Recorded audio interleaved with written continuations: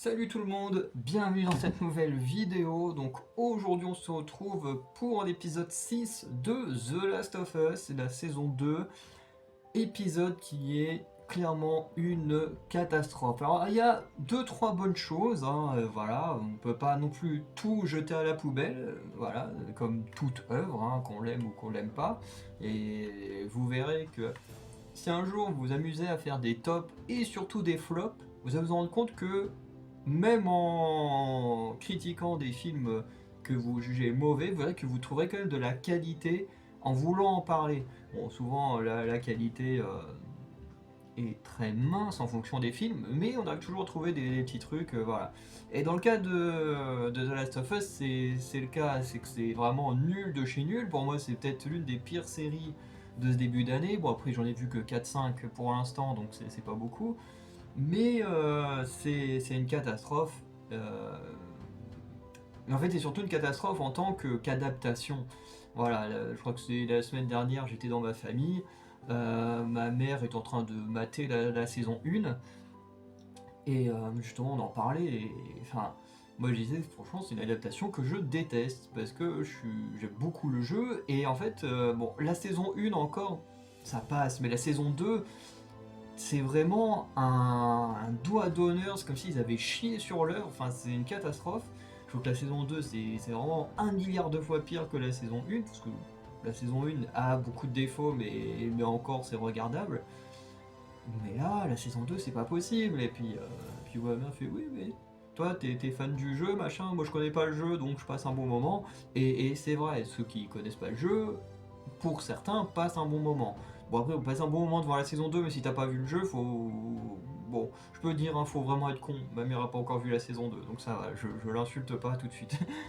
Mais non, parce que en fait, que t'aies joué au jeu ou pas, il y a beaucoup trop de choses qui ne vont pas, rien que dans la façon de raconter l'histoire. Et en fait, cet épisode-là, c'est exactement le cas, c'est-à-dire que dans la saison 1, ils avaient, peu de temps avant la fin de la série, ils avaient fait un épisode un peu flashback avec Left Behind, donc en reprenant l'histoire, comment il a été mordu, machin, donc avec Riley et tout. Sauf que là, ça fonctionnait bien, parce que le DLC, c'est une partie du jeu à part et qui raconte sa propre histoire, donc entre guillemets les origines d'Ellie en tant que comment elle va se faire infecter.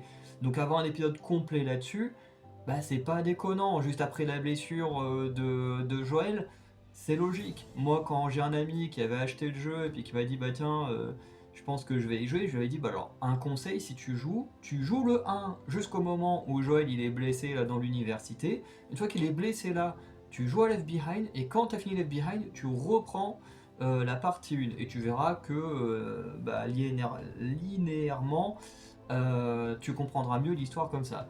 Plutôt que de faire le 1 d'un coup et jouer à Left Behind après, qui se place à peu près aux 3 quarts, parce que globalement dans Left Behind, tu as des scènes qui sont dans le présent, donc pendant la période entre le moment où Joel est blessé et le moment où en fait Ellie l'a traîné dans un centre commercial pour du coup essayer de trouver des trucs pour le soigner tout simplement.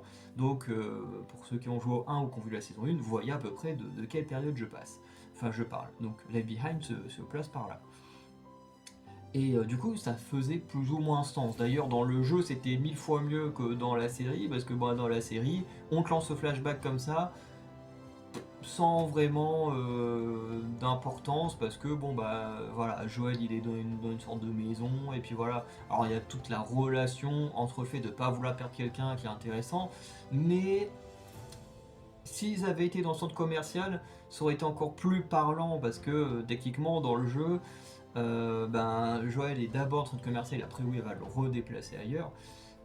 Mais d'abord ils sont dans un centre commercial, et du coup le parallèle avec Riley est encore plus parlant, parce que du coup elle est sur le point de perdre une personne dans le même style de lieu où elle a déjà perdu une personne qu'elle aimait, donc le parallèle il était encore plus présent quoi.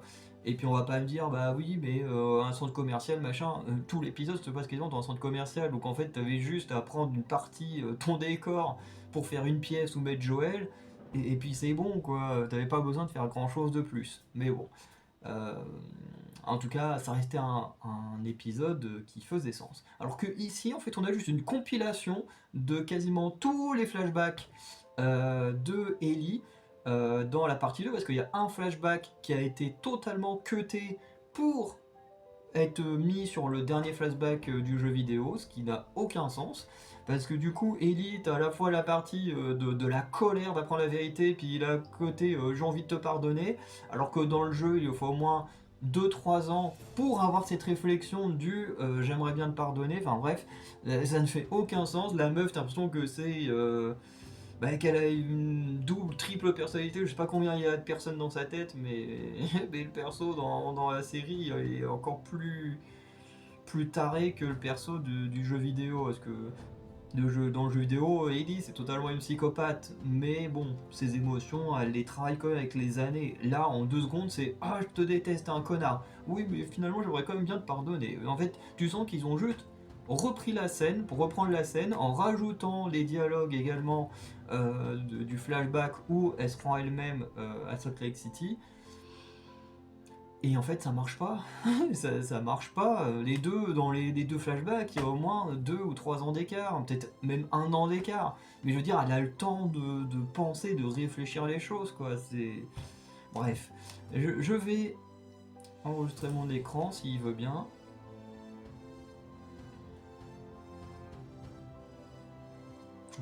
Là, il est plus long que d'habitude. Je crois qu'il va falloir faire une petite mise à jour cette nuit là, parce que quand il commence à être trop lent comme ça sent qu'il a besoin d'une mise à jour.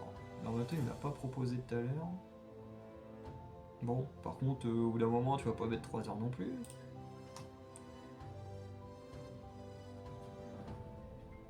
Ah, c'est bon. Tac. Donc, hop.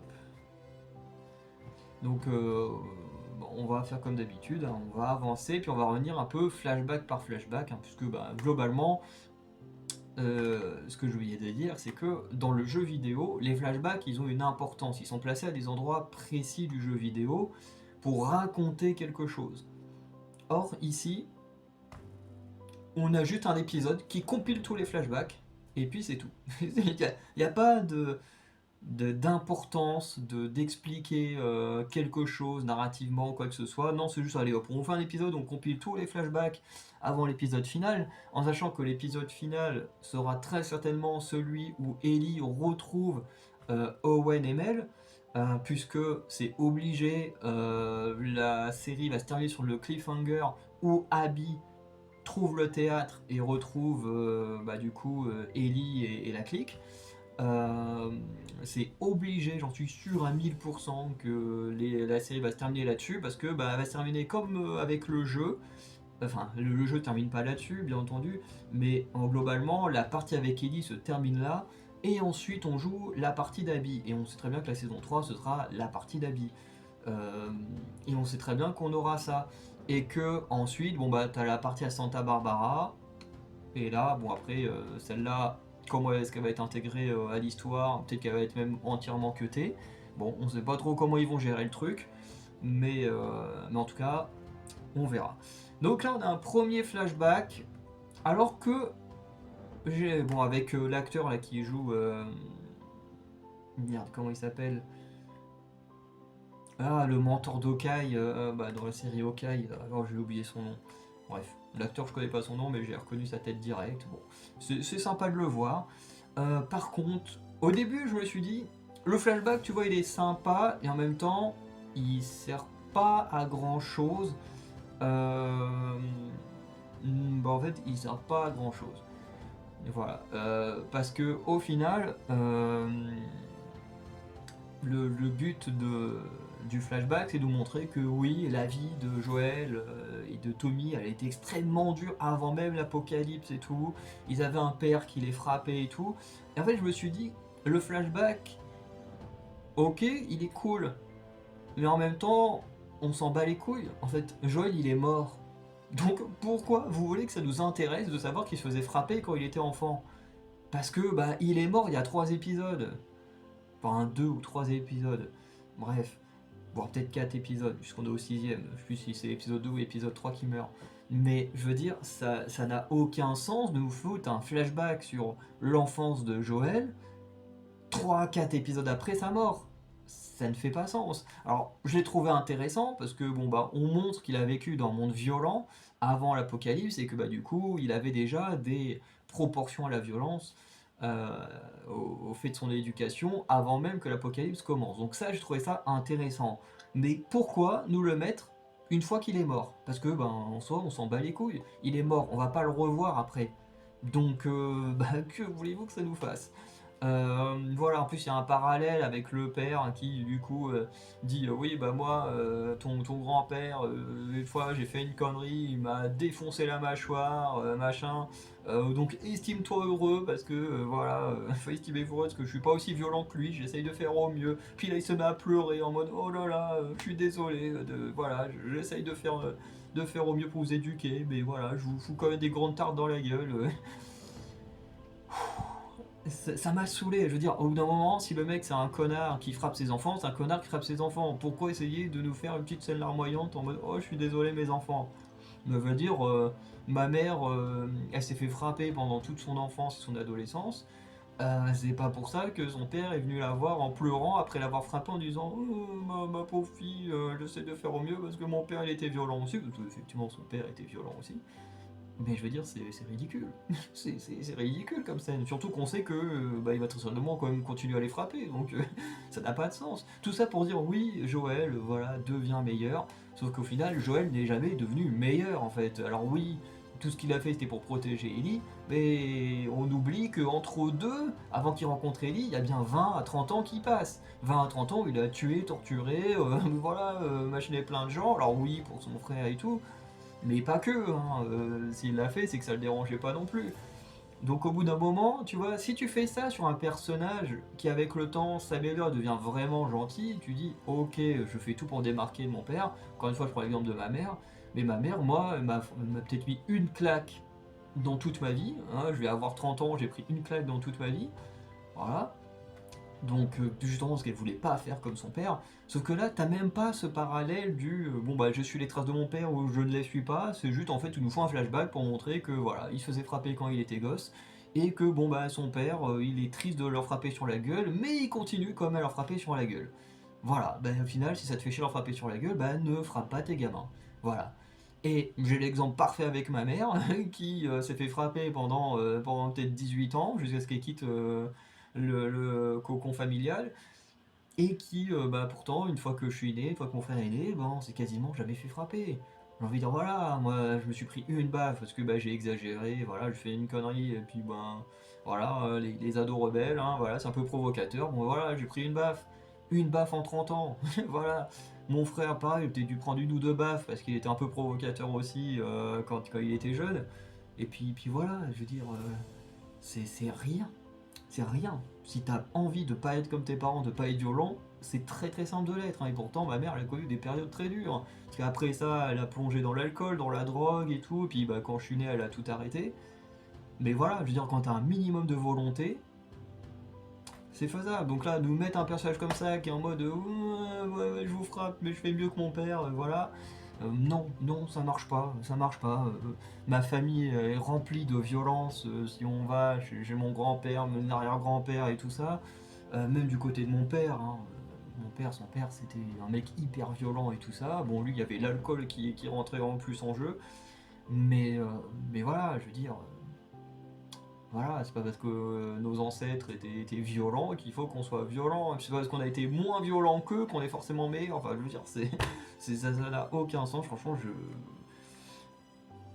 voilà. J'aurais préféré qu'il s'assume en tant que mec qui frappe ses enfants plutôt que nous faire une scène larmoyante. Voilà. Mais même dans tous les cas, le flashback pour moi il est très très mal placé. Nous le placer à un moment donné où Joël il est mort depuis un moment, rien à foutre. En plus, Joël, tu vois que plus l'épisode il avance, plus on nous montre sa partie sombre, plutôt que l'inverse. Donc voilà, c'est même. Voilà, son père lui dit un truc du genre, j'espère que tu ne seras pas comme moi, que tu feras mieux que moi quand tu auras des enfants, ou une connerie du genre, bref. Et au final, on se rend compte qu'en fait, non, en fait, le passage en fait, ne sert à rien parce que Joël est même pire que son père. Donc Bref, alors on va nous dire, comme tous les fans de Joël, oui, mais c'est l'apocalypse, machin, hein. Ça change rien en fait. Ça change rien. Ça change rien au fait que quand il a tué Eugène, il n'était pas obligé de le faire de cette manière-là. Il pouvait lui donner une mort digne comme ce dernier l'a demandé. Bref. Donc, on a d'abord cette première scène, hein, voilà, avec Joël qui concocte voilà, une petite surprise pour Ellie avec Seth. Bon, voilà, pas hyper intéressant, mais ça montre un peu voilà, comment fonctionne Jackson. Donc ça, je trouvais ça sympa. C'est voilà, je te rapporte ça, tu me donnes ça, voilà. On fonctionne un peu au troc et tout, donc ça c'est plutôt cool. Donc voilà, on a Joël qui va du coup euh, préparer la guitare. Donc ça c'est sympa aussi, c'est pas hyper important, mais c'est sympa. Voilà.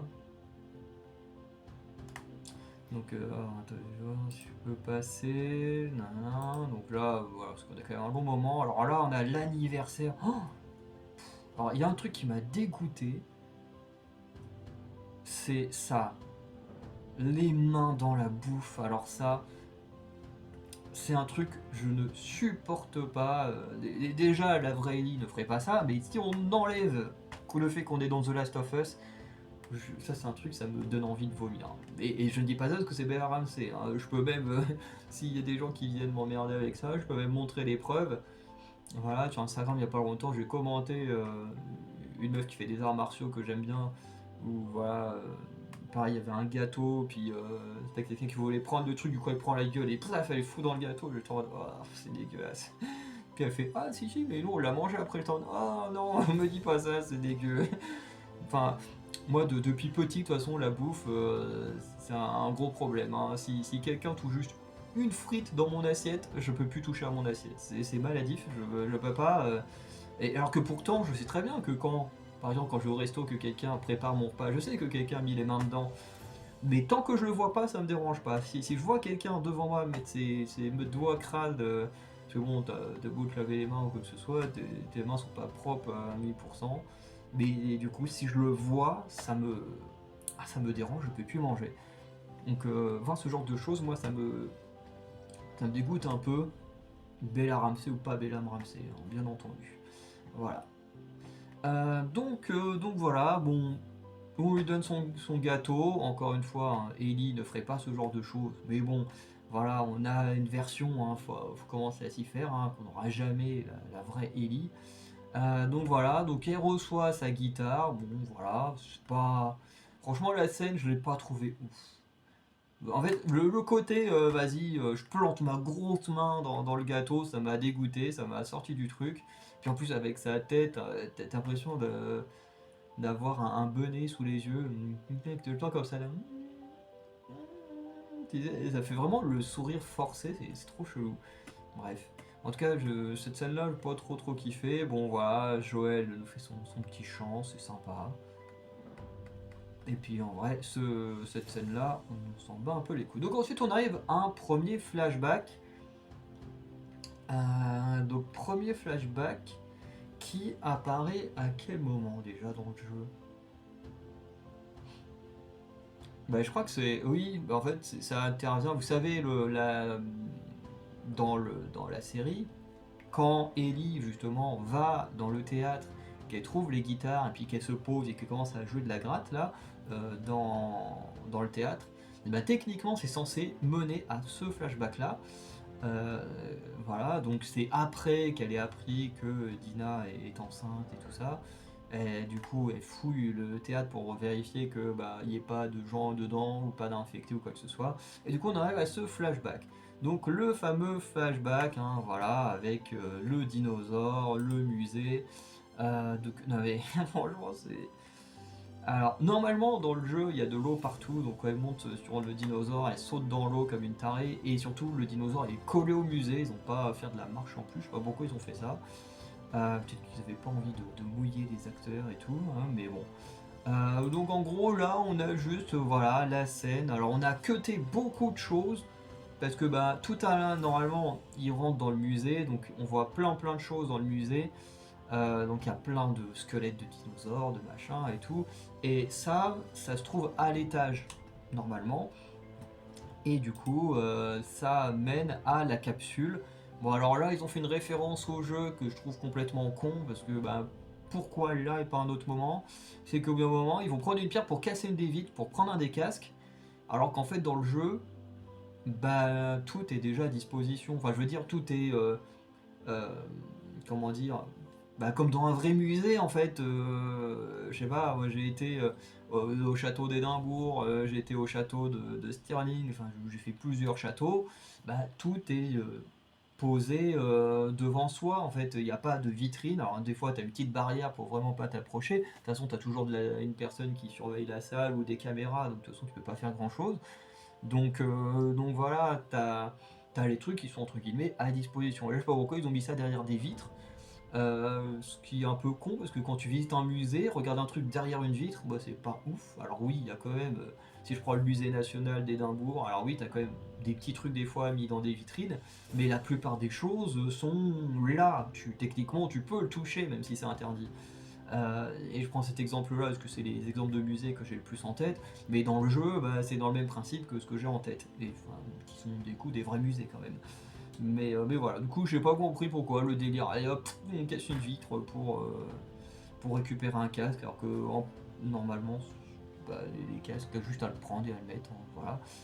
Mais une chose que j'ai trouvé plutôt bien réussie, même si je trouve que c'est un peu plus poétique, un peu plus joli dans le jeu. Et encore une fois, je ne parle pas du physique de Bella Ramsey, je préfère préciser, hein, parce que bon, les fans de Bella Ramsey, dès que tu dis ah, elle joue mal, ils sont en mode ah, tu la trouves moche. En mode quoi? Est-ce que à quel moment j'ai parlé de son physique, hein? Donc je préfère préciser parce que ces fans sont tellement stupides que bah, faut préciser. Mais cette scène-là, voilà, je trouve moins poétique, moins jolie que dans le jeu vidéo. Mais je pense que c'est lié à la façon dont parle Bella Ramsey. Elle reste toujours très vulgaire, très. Il y a vraiment quelque chose qui va pas, quoi. Quand Ellie, elle est là, qu'elle voit la capsule, elle est juste trop contente d'aller dedans, quoi. C'est pas, y a pas de vulgarité. Ou peut-être un oh putain, mais c'est pas le putain vulgaire, c'est un putain en mode de surprise, quoi. Parce que oui, les mots ont différents sens, au cas où certains ne sauraient pas.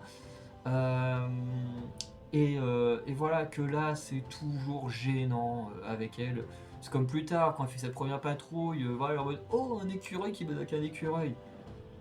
Ferme ta gueule, au bout d'un moment, c'est chiant, quoi. C'est pas ça, Ellie. Et heureusement qu'elle a regardé des walkthroughs, hein, parce que, alors, je prononcerai mal, mais vous avez compris, des let's play du jeu, parce que putain, déjà qu'en regardant ça, elle a pas compris le perso, alors imaginez si elle n'avait pas regardé les let's play, hein. Euh, mais globalement, voilà, moi c'est une scène que j'aime beaucoup dans le jeu vidéo, que j'ai refait il y a à peine 2 3 semaines, que je trouve plutôt sympa. Voilà, c'est pas celle que j'aime le plus dans le jeu, mais voilà. Après, un truc qui fonctionne pas aussi, qui va peut-être aussi sorti du jeu, c'est l'âge de Bella Ramsey. C'est-à-dire que Bella Ramsey, bah, elle a, je sais pas quel âge elle a, mais je crois qu'elle a autour de 20 ans. Et là, elle est censée jouer un perso de 14 ans, 14 15 ans. Sauf que ça se voit qu'elle n'a pas 15 ans. Ce qui fait que du coup, bah, on rentre moins dans le truc. L'avantage d'un jeu vidéo, ou si ça avait été une série d'animation, c'est que bah, tu peux plus facilement changer le physique de ton personnage. Alors que là, bah, quand la personne est adulte, bah, c'est difficile de la faire passer pour une gamine de 15 ans. Et du coup, ça marche pas du tout. Alors du coup, elle essaye avec le caractère, avec la façon de parler, d'avoir l'air d'une ado, mais ça marche pas en fait. Ça marche pas parce que bah, y a pas que la façon de se comporter, il y a beaucoup plus que ça qui fait que tu ressembles entre guillemets à un ado. Parce que tous en plus ne sont pas vulgaires, hein, donc bref. Mais la scène, en gros, ils l'ont plutôt bien reprise avec l'enregistrement, l'arrière qui s'assombrit, puis ça tremble, et puis t'as la petite lumière du soleil et tout. Enfin, bref, c'est plutôt bien fait, même si honnêtement, bah voilà, c'est pas aussi bien que le jeu, mais c'est plutôt sympa. Donc ensuite, ils repartent, et bon, bah, ils ont cuté une partie, parce que normalement, dans le musée, après, t'as un deuxième bâtiment dans lequel ils vont aller, où là ils vont Ils vont découvrir plein de messages un peu chelous et tout dedans. C'était plutôt sympa, mais bon, après, si ça racontait vraiment quelque chose, je suis pas sûr, donc le fait que ce soit cuté, je trouve que c'est pas si grave que ça. Ensuite, on a un autre flashback qui est lunaire aussi, qui en plus qui n'existe pas dans le jeu, mais qui essaye de nous raconter pourquoi il y a des tensions entre Joël et Ellie. Parce que oui, en fait, depuis le début de la série, on s'imagine que, comme dans le jeu, Ellie en veut à Joël de ses révélations quand elle avait 16-17 ans, que voilà, Joël a condamné le monde en lui sauvant la vie. Et du coup, on imagine que c'est pour ça qu'elle lui en veut. Et en fait, non. En fait, non, c'est lunaire.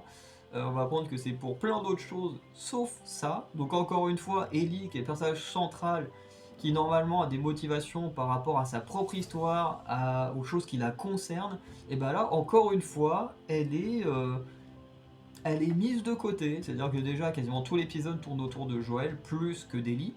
Voilà. Et en plus, Ellie, en fait, elle en veut à mort à Joël pour des trucs qui sont liés aux autres et pas forcément liés à elle personnellement. C'est-à-dire que normalement, elle en veut à Joël pour avoir survécu au lieu d'avoir été tué et sauvé le monde. Là, ici, elle en veut parce que il a buté un random dont on s'en bat les couilles. Enfin, je dis ça comme ça. Donc, on a elle là qui gérait la patrouille. D'ailleurs, la série, encore une fois, est très incohérente parce que on nous dit, enfin, dans le premier épisode, ils font des patrouilles, ils sont 5 dans la patrouille. Là, dans cet épisode-là, ils vont faire une patrouille, ils sont que 2. Bon, ok, dans le jeu, ils font des patrouilles à 2. Et avant de gagner de l'expérience, ils font des patrouilles à plusieurs. Là, tu comprends pas pourquoi, c'est l'inverse. Là, elle va faire une première patrouille à 2, alors oui, avec Joël, mais ça reste une patrouille à 2. Et puis, dans le premier épisode où elle a gagné de l'expérience, elle fait une patrouille à 5. Ça n'a aucun sens. Bref. Mais là, en gros, t'es quand même sur une scène où t'as un détournement de mineur, très clairement. Voilà, parce que cette meuf-là a 19 ans, et elle en a 17.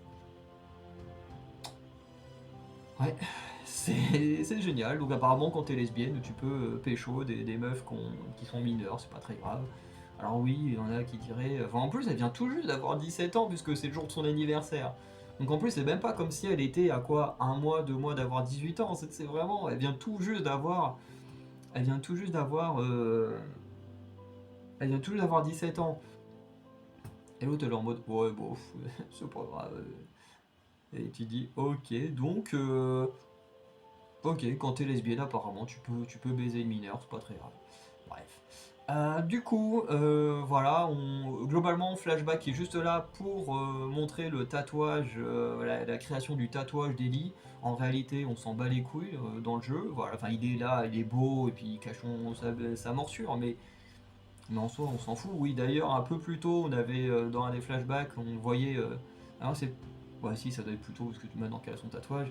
Ouais, c'était brûler la peau au niveau de sa morsure. Alors là, c'était énorme. Elle s'est brûlé la peau parce qu'elle veut remettre des t-shirts courts. Enfin, des t-shirts à manches courtes. Non, mais on se fout de la gueule de qui? On se fout de la gueule de qui? Je veux dire, ok, faut qu'elle cache sa morsure pour pas qu'on la voie. Ok. Euh, Dans le jeu, je sais plus pourquoi elle la brûle, puis bon, après il y a le tatouage et tout, donc bon, ça camoufle plutôt bien. Mais là, tu dis, ok, tu adaptes un peu le truc, je m'en fous. Mais l'excuse du je me suis brûlé le bras parce que je veux mettre des t-shirts à manches courtes, c'est complètement débile, c'est complètement stupide, c'est lunaire. T'aurais pu avoir des trucs beaucoup plus profonds. De dire voilà, cette morsure, elle me rappelle des choses. Elle me rappelle, à chaque fois que je la vois, elle me rappelle la mort de Riley. J'en ai marre de la voir, cette morsure, donc j'ai décidé de la faire disparaître. Tu vois, ça aurait été profond, ça aurait montré un personnage plus sensible et tout. Et ça aurait été absolument génial, qu'elle ait des vraies raisons. Alors oui, j'imagine que porter tout le temps des trucs à manches longues, ça doit être casse-couille, de tout le temps cacher sa morsure, ça doit être casse-couille. Ça, je le comprends. Mais que tu te dis, c'est juste ça, t'as raison de te brûler la peau, alors que t'as des raisons beaucoup plus grandes. Genre, quand même, quand tu t'es fait mordre, la fille que t'aimais quand t'es morte, enfin, quand tu t'es fait mordre, est morte. Tu pouvais jouer là-dessus, sur le traumatisme, encore présent, de dire, bah merde, chaque fois que je vois cette morsure, ça me rappelle Riley, ça me rappelle qu'elle est morte, et que moi je suis encore en vie. Donc j'ai envie de faire disparaître ça, j'ai plus envie d'avoir ces images en tête. Tu vois, et là, ça aurait été fort. Non, la série, elle est tellement paresseuse dans son écriture que c'est... j'ai envie de mettre des t-shirts à manches courtes. Bon, ok. Donc bon, dans cette scène-là, en plus, ce qui ne va pas, c'est qu'on nous fait limite passer Joël pour un homophobe, plus que juste un père qui protège sa fille, hein, parce que bon, ben voilà, comme elles sont lesbiennes, bah, forcément, voilà, ils dérangent leurs petits trucs, donc c'est clairement comme ça qu'on nous vend le point de vue d'Ellie, hein. C'est n'importe quoi. En plus, on nous dit que voilà, qu'elle se drogue et tout. Enfin, la Ellie du jeu, elle se drogue pas. C'est pas une droguée, la Ellie du jeu. Allez, elle a tiré un pet parce que bah, quand ils vont avec Dina dans la cachette de Gênes, bon bah voilà, ils tombent sur des pétards, donc ils vont les fumer pour s'amuser. Mais mais c'est pas une droguée de base. C'est pas du tout la même Ellie, hein. Et encore une fois, les gens sur internet osent te dire qu'elle est parfaite, hein. C'est n'importe quoi. Bref, après ça, Ellie essaye de se barrer. Voilà, essaye de se barrer parce que voilà, Joël a osé l'interdire de coucher avec une adulte. Voilà, enfin une adulte sur 19 ans, mais bon, elle est quand même mineure, donc bon voilà. Donc ensuite, bon, voilà, tout ça là, c'est pas intéressant. Là, on a une scène, alors, qui est intéressante et qui en même temps, je trouve, est totalement, bah, est totalement ratée. C'est-à-dire que là, on a une scène où, en gros, Ellie, elle a une feuille avec des questions pour Joël en se demandant, bah, comment ça se fait que si les Lucioles nous ont repérés de très loin, pourquoi ils n'ont pas repéré les pillards? Voilà. Est-ce que c'est vraiment les pillards qui ont tué tout le monde? Comment est-ce que nous on a pu survivre voilà, si des pillards étaient en train de tuer tout le monde? Bref, qui a tué Marlène? Bref, elle se pose plein de questions. Et en fait, il y a un côté où je me dis ok, et il y a un côté où je me dis encore une fois, c'est pas très cohérent. Encore une fois, là, dans ce flashback-là, elle a 18 ans, 19 ans. Ça fait 4-5 ans que s'est passé les événements de l'hôpital.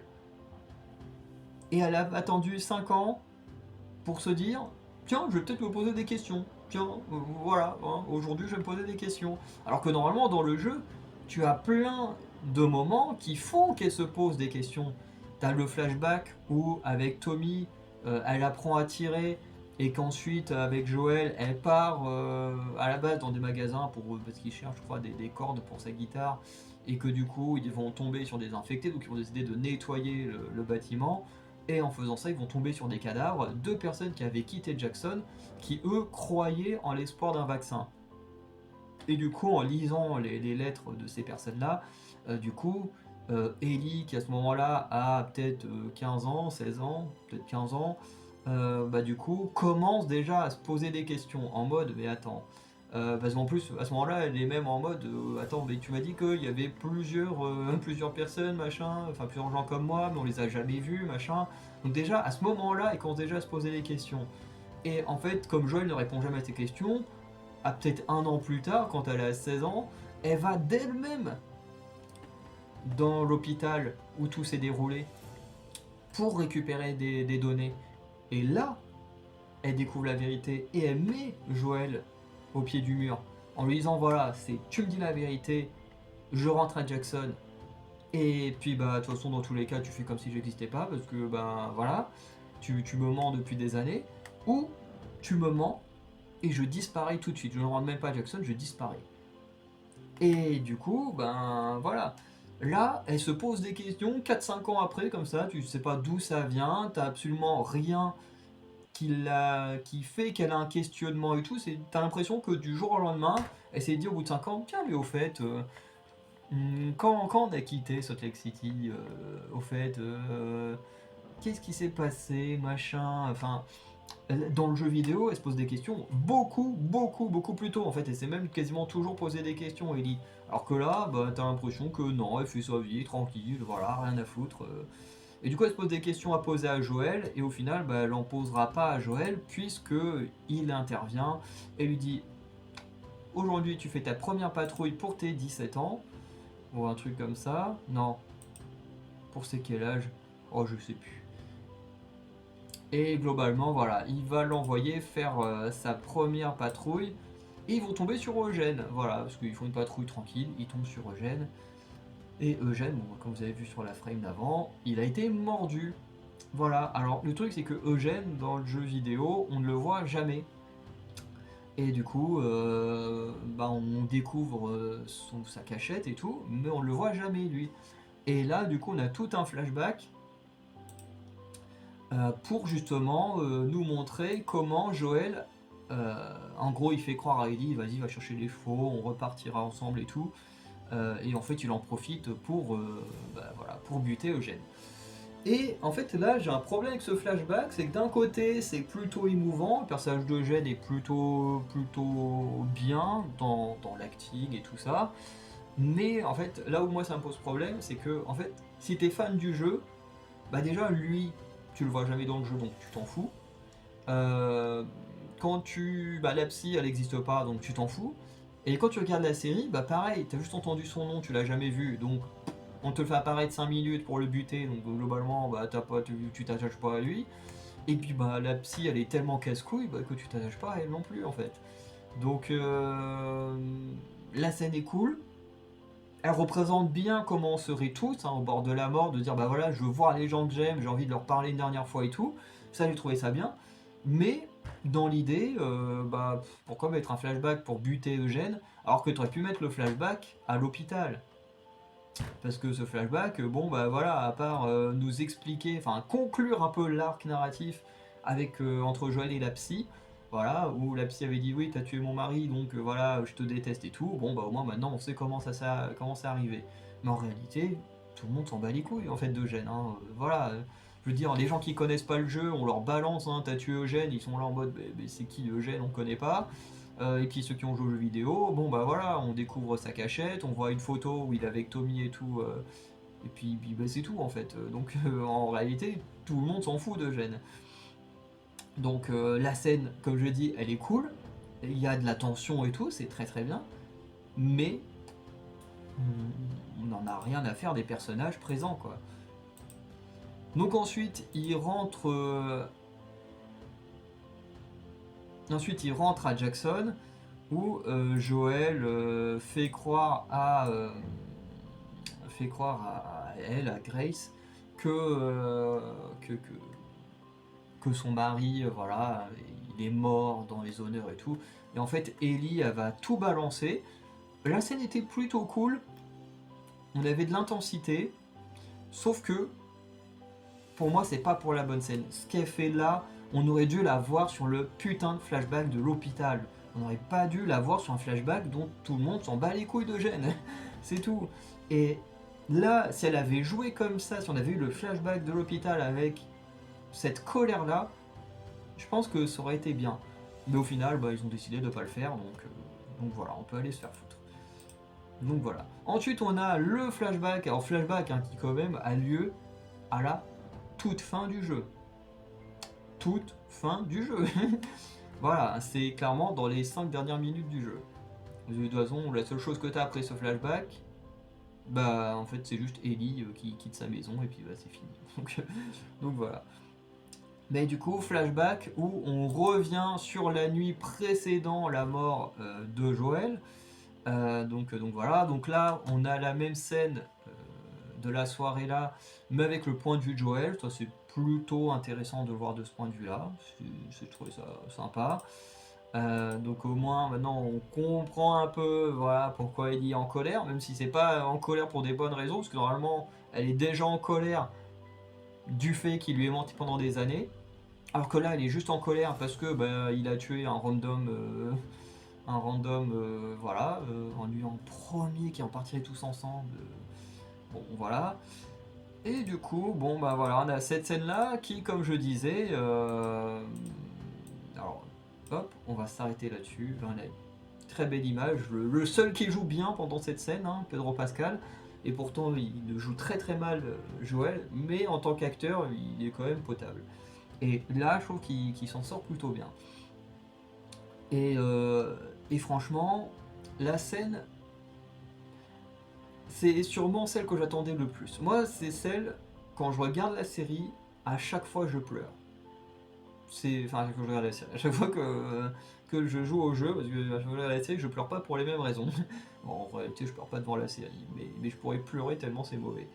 Mais, euh, mais à chaque fois que je regarde le jeu, en tout cas, enfin, je joue au jeu, je pleure devant cette scène. Des fois, j'aime bien me remater juste la scène parce qu'elle est tellement émouvante, elle est tellement belle et tout. Et là, comme j'ai dit, c'est totalement raté. Parce qu'en fait, on nous cumule deux flashbacks en un seul. Et en fait, le flashback, il ne fonctionne pas. Du coup, parce que tout simplement, d'un côté, on a le flashback de l'hôpital qui est censé se passer 2 voire 3 ans avant ce moment-là, où en gros, Ellie, qui en a marre des mensonges de Joël, qui ne peut pas répondre à ses questions, décide d'aller d'elle-même à l'hôpital Sainte-Marie, qui va fouiller ce qu'il y a dans toutes les données qu'il y a dans l'hôpital. Joël va arriver à ce moment-là, et comme j'ai dit tout à l'heure, Ellie va lui faire un ultimatum, tu me dis la vérité, ou je disparais totalement de ta vie, de tout le monde. Et du coup, bah Joël, du coup, il lui dit la vérité, qu'effectivement, il n'y a pas d'autre infecté, qu'ils auraient pu la sauver, mais que pour ça, bah, elle serait morte, et qu'il n'était pas prêt à la voir mourir. Et du coup, bah, Ellie, elle s'énerve, elle lui dit voilà, tu ne m'approches plus, tu ne me parles plus, enfin, je sais plus comment elle dit ça, et puis elle se casse à Jackson, et puis bah du coup, on comprend mieux pourquoi Ellie et Joël ne s'entendent plus. Et ensuite, on a ce flashback-là à la toute fin du jeu, donc à la toute fin du jeu, le flashback il est extrêmement puissant à l'endroit où il est placé, tout simplement parce que à la toute fin du jeu, Ellie, elle a tout perdu. Voilà, elle a perdu Joël, elle a perdu sa meuf, elle a perdu 2 doigts, elle a tout perdu. Elle a plus rien. Et ce moment où elle a plus rien perdu, où on arrive à ce moment-là, sur ce flashback, où effectivement, même si Ellie est encore très en colère envers Joël d'avoir décidé de son destin à sa place, elle lui dit quand même, voilà, j'aimerais quand même apprendre à te pardonner, tout ça. Et le lendemain, il se fait buter. Et en fait, c'est extrêmement fort que tu aies ce flashback-là à la toute fin du jeu, parce qu'en fait, on se rend compte que si elle avait réussi à pardonner, que Abby ne serait pas venu, qu'il n'y avait pas eu toute cette histoire de vengeance, en fait, ils auraient eu une vie comme dans le premier jeu, enfin vers la fin du premier jeu, où tout se passait clairement au mieux. Et que bah, en finale, la vengeance aura juste tout massacré. Et du coup, ça rend les choses extrêmement fortes. Chose qui, bah, du coup, on n'a pas ici, parce que bah, ici, on te le met à un moment donné où on ne comprend pas du tout l'importance de ce flashback, ou du moins ce qu'il raconte. Et pourtant, c'est Neil Druckmann hein, qui est là. Hein, il a même pas compris son propre jeu, l'imbécile. Et, euh, et du coup, bon ben voilà, c'est catastrophique, c'est catastrophique, voilà, c'est juste une succession de flashbacks qui pour la plupart ne servent à rien, à part montrer voilà, comment Ellie en est venue à détester Joël, hein, qui est juste le fait qu'un mec random soit fait buter par Joël parce qu'il était infecté. Voilà. Alors que dans le jeu, elle le déteste parce que ben elle apprend la vérité quand elle est ado. Voilà, pas du tout les mêmes raisons. Mais voilà. Et cette scène-là, pour moi, ils l'ont totalement détruite. Elle était géniale. La scène de l'hôpital, pareil, elle est géniale. Elle n'existe pas. C'est n'importe quoi. Et puis bon, bah voilà. On termine l'épisode quand même sur Ellie qui a tué Nora. Et puis bon, bah voilà, qui revient au théâtre. Voilà où on termine l'épisode. Donc, je vais arrêter la capture d'écran. Voilà, c'était, comme j'ai dit, en fait, c'était mauvais parce que Neil Druckmann nous montre à quel point il n'a pas compris à quel point, en fait, à quel point c'était important les flashbacks, à quel point leur placement était important. Et c'est très très dommage. Parce que, par exemple, le flashback à l'hôpital, de mémoire, il a lieu juste après la mort de Nora. Donc on comprend mieux certaines choses. Et en plus, on est dans un hôpital où est une Nora, on a un flashback devant un hôpital. Enfin bref, les choses étaient beaucoup plus logiques que là, où t'as juste une succession de flashbacks, et puis bon bah allez, on va se faire foutre. On sait pas où placer ça, donc voilà, on met tout ensemble, on enlève un qui est méga important, puis on remplace par un truc dont tout le monde s'en fout. Et puis voilà. Donc, bah on va s'arrêter là. N'hésitez pas à liker, à vous abonner, à laisser un petit commentaire pour dire ce que vous avez pensé de cet épisode. Et sinon, je vous souhaite de me jouer une bonne soirée. Je vous dis à très bientôt. Ciao tout le monde.